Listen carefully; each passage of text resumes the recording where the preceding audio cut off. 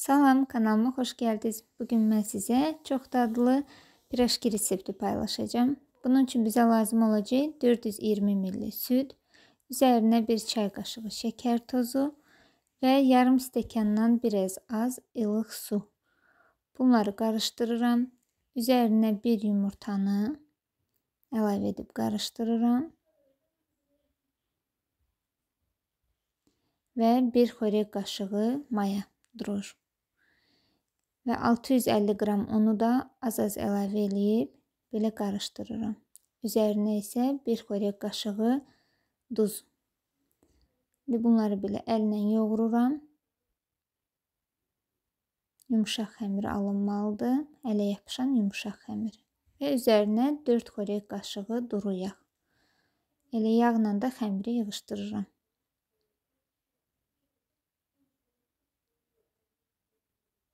Baxın, belə bir yumuşaqlıqda yağlı xəmir alınır.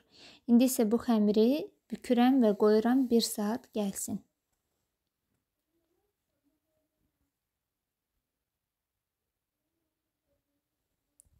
Bir saat keçdi, xəmir gəlib. İndi isə bu xəmiri biraz yenə belə əllə basıram, yoğururam.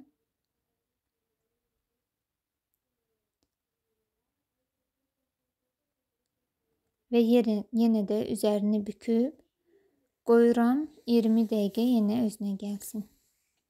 Yəni yeni büküb qoyuram isti yerə. 20 dəqiqə keçdi, xəmir gəldi. İndi isə xəmiri çıxardıram belə stolun üzərinə və xəmirdən kündələr ayırdıram. 28 dənə kündə alınır bu xəmirdən. Baxın, belə bir kündələr ayırtıb bunları qoyuram qırağa.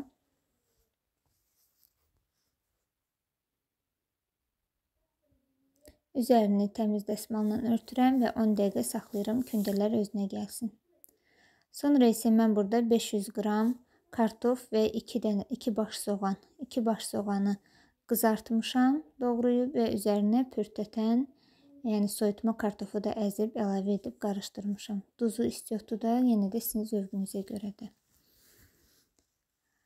İndi isə bir kündəni götürürəm və belə əllə yayıb İçərisinə 1 xörək qaşığı pürədən əlavə edirəm.